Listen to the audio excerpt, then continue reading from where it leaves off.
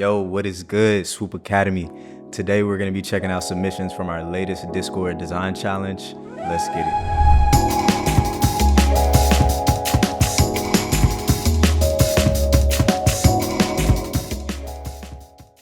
If you don't know me, I'm Swoop Nebula. I make graphic design content on Instagram and TikTok. These design challenges are aimed at helping aspiring graphic designers get out of their comfort zone and create designs around specific parameters and restrictions. As a graphic designer, very rarely are you going to have complete free reign over a project to do whatever you want. So these exercises are aimed at helping and preparing you for all of those crazy client revision requests.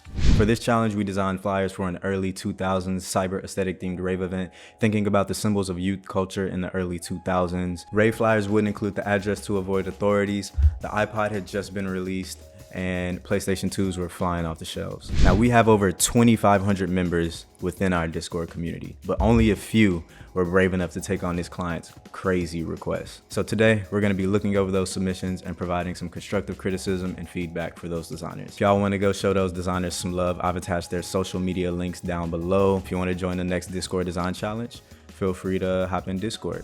First off, we have Montano art. I'm getting iRobot vibes with a hint of Power Rangers, maybe? I like how you have the hero text placed front and center along with the lineup. All the information is right there. I don't have to struggle to find it. That's a win. There's a lot of opportunity to play around with the text in this one. Right now, everything feels a bit segmented, but the composition still holds up nice. Another thing you could do is this lockup is nice. I would even take this and allow it to take up more real estate on the page. I like this liquefy effect you've got going on the figures. I think you were trying to go for like a glitch sort of effect. You can accomplish that effect with displacement maps in Photoshop. So if you just go on Google, just type in glitch texture maybe, and kind of take this image and upload that glitch texture into a displacement map, and it'll give you a way cooler effect. All right, next we got Banton.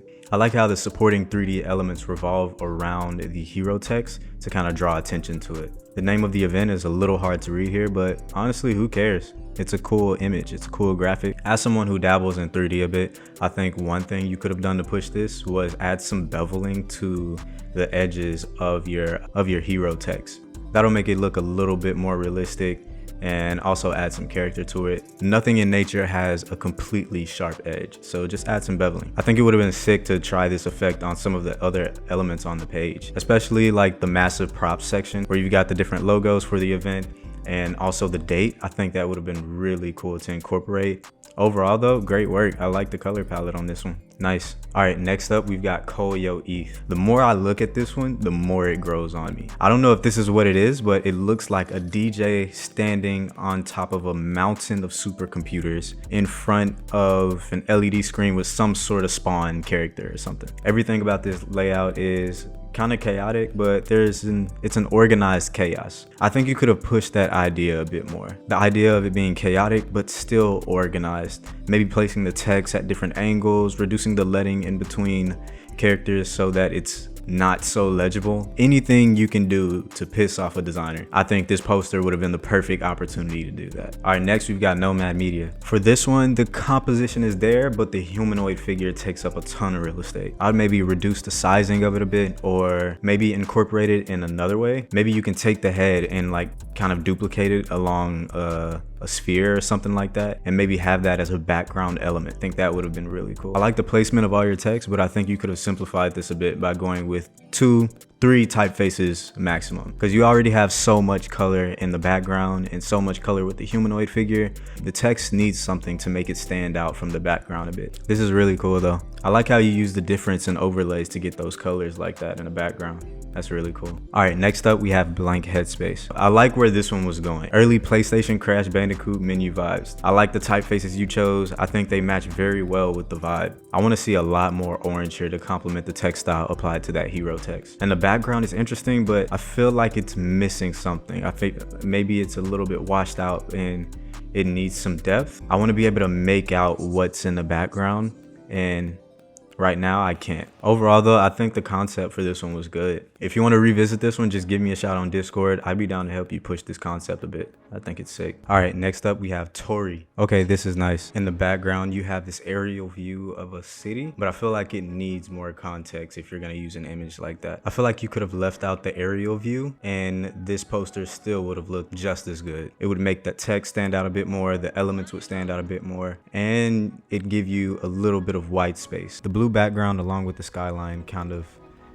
makes it a little too blue. I feel like this could look just as good if you had a black background instead of the blue. I think that would help the hierarchy a little bit. You want those individual elements to kind of stand out and kind of allow your eye to kind of flow through the composition. And the composition looks nice, but it's lacking a little bit of white space because of how much is going on in that background. All right, next we have a designing eye. And this person had a really good concept behind the meaning of their piece. And after hearing that, it made me like it a bit more. So this is supposed to be a scavenger hunt. The bunny shaped flyer is the first one that you get, and it takes you to a lounge. The lounge then gives you a disc that grants you access to the event. You have the idea down, you have the concept, and it's good. But I think you need to focus on the execution a bit more. Overall, really good concept.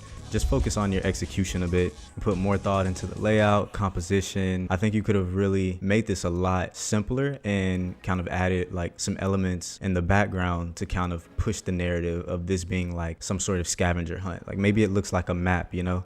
This would have been cool in that format. Overall, like a really good concept, nice idea. I just think you need to focus on your execution a bit. I really would have liked to see more background elements go into this. Like I think these all could have been like little elements or pieces to the bigger piece, but you just weren't able to get around to it. Like it was a pretty tight turnaround time for this client, you know, so you did what you could, and that's admirable. This was an awesome Discord design challenge, by far probably one of my favorites. If you want to show some love to the designers that submitted, I've included their social media links down below. Until next time, peace.